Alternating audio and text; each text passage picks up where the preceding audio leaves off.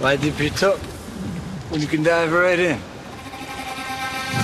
Why let things simmer when you can cook up a storm? Why live life in half measures when you can live it to the brim?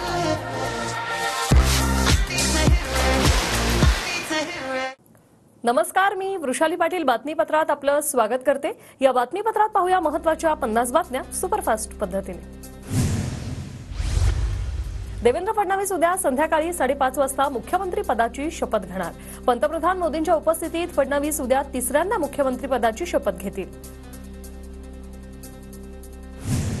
महायुतीच्या नेत्यांकडून राज्यपालांकडे सत्ता स्थापनेचा दावा। शिंदे, फडणवीस आणि अजितदादांसह सरकारमधील नेत्यांच्या उपस्थितीत राज्यपालांना आमदारांच्या संख्याबळाचं पत्र सादर। शिंदेंना मंत्रिमंडळात राहावं यासाठी आम्ही विनंती केली, आम्हाला त्यांच्याकडून सकारात्मक प्रतिसाद मिळेल अशी आशा, फडणवीसांचं वक्तव्य। एकनाथ शिंदे मंत्रिमंडळात राहणार की नाही अद्याप अनिश्चित, तर शिंदेंनी मंत्रिमंडळात राहावं, देवेंद्र फडणवीसांकडून इच्छा व्यक्त। अतिशय खेळीमेळीच्या वातावरणात राज्यात महायुतीचं सरकार स्थापन होतं याचा आनंद। आमच्यात कोणी छोटं मोठं नव्हतं, आम्ही टीम म्हणून काम केलं। एकनाथ शिंदे यांच्याकडून फडणवीसांना सीएम पदाच्या शुभेच्छा।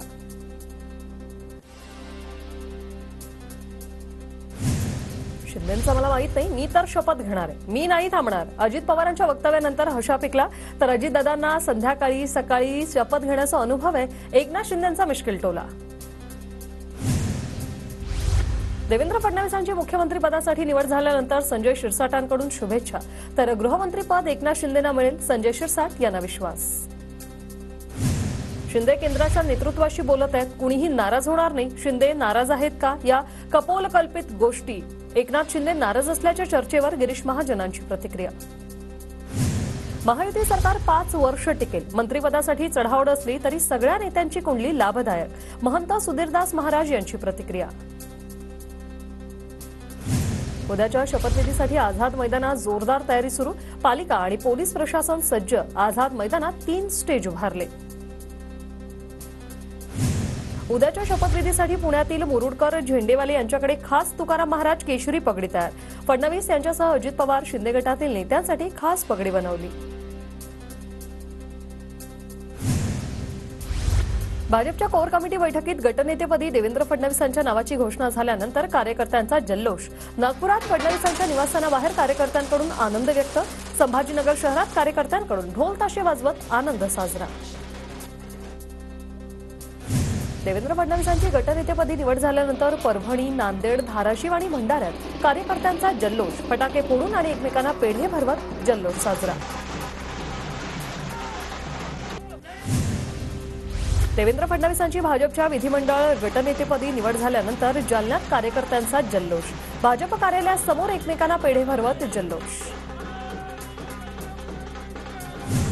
बुलढाण्यात भावी मुख्यमंत्री देवेंद्र फडणवीसांच्या शपथविधी सोहळ्याचे बॅनरवरील महायुतीच्या शिलेदारांमधून आमदार संजय गायकवाडांना वगळलं।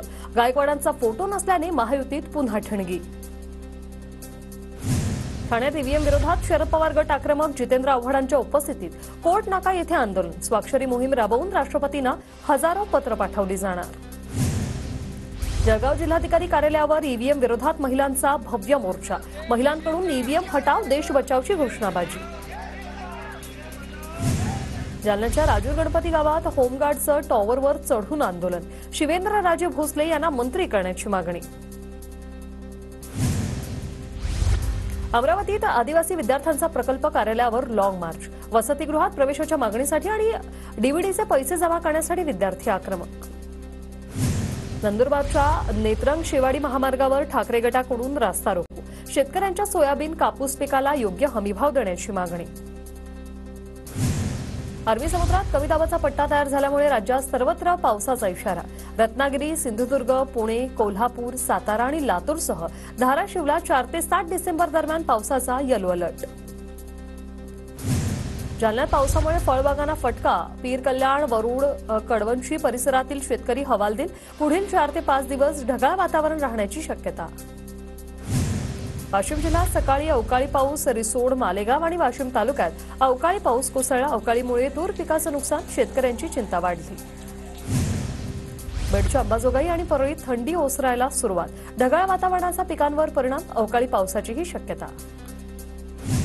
नांदेड जिल्ह्यातील काही भागात सायंकाळच्या सुमारास अवकाळी पावसाची हजेरी, रब्बी पिकांना फटका बसण्याची शक्यता, शेतकऱ्यांमध्ये चिंतेचं वातावरण. नांदेड जिल्ह्यात दाट धुक्यामुळे रब्बी पिकांवर परिणाम होण्याची शक्यता, जिल्ह्यातील शेतकऱ्यांची चिंता वाढली. जालना जिल्ह्यात अनेक भागात अवकाळी पावसाची हजेरी, रब्बी पिकाचं नुकसान होण्याची शक्यता, बळीराजा चिंतेत. अकोल्यात बदलत्या वातावरणामुळे तूर पिकावर किडीचा प्रादुर्भाव, शेतकरी चिंतेत, शासनाने नुकसान भरपाई देण्याची शेतकऱ्यांची मागणी. वाशिममध्ये हळद पिकावर रोगाचा प्रादुर्भाव वाढल्याने उत्पादनात घट होण्याची शक्यता, तर पावसामुळे खरीप हंगामातील सोयाबीन पिकांचं देखील मोठं नुकसान.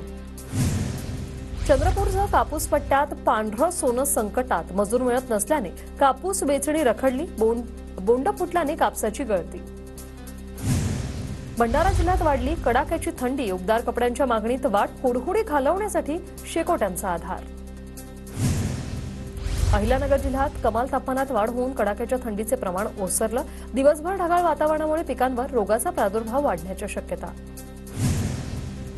कोकणात 500 समुद्री कासवांना लागणार टॅग, फ्लिंगर टॅगिंगच्या माध्यमातून कासवांची गणना होणार, भारतीय वन्यजीव संस्थांचा हा उपक्रम. परभणीत अवकाळी पावसाची हजेरी, रस्त्यांची दुरावस्था, खड्ड्यांमध्ये पाणी साचलं, नागरिकांची तारांबळ. 47 लाखांच्या नुकसानी प्रकरणी जळगाव बाजार समिती प्रशासनाची 21 संचालकांना नोटीस, 47 लाख रुपये भरण्यासाठी संचालकांना 15 दिवसांचं अल्टिमेटम. सोलापूरच्या माढा तहसील कार्यालयात अभ्यंगतांसाठी आसन व्यवस्थाच नाही, तर खालीच बसून तहसीलदारांना भेटण्याची नागरिकांची प्रतीक्षा. नाशिकच्या कपालेश्वर मंदिरात दानपेटीतील पैशांची मोजणी पूर्ण, दानपेटीत एकूण 4,30,944 रुपये जमा, दानपेटीतील रक्कम मंदिर प्रशासनाकडे जमा. एसटी बस भाडेवाढीमुळे प्रवासी नाराज, 50% सवलतीच्या आश्वासनानंतर आता भाडेवाढ करणं योग्य नाहीये, प्रवाशांची प्रतिक्रिया. रत्नागिरी एसटी विभागात 100 नवीन बसेस येणार, प्रवाशांचा वाढता प्रतिसाद पाहून प्रशासनाचा निर्णय, 2 टप्प्यात 50 नवीन गाड्या उपलब्ध होणार. रत्नागिरीतील लांजा शहरात उड्डाणपुलाचं काम प्रगतीपथावर, त्यामुळे सर्व्हिस रोडचा वापर सुरू. धाराशिवच्या परंड्यात बिबट्याचा बंदोबस्त करण्याची आमदार राहुल मोटे यांची मागणी, तहसीलदारांना मागण्यांचं निवेदन.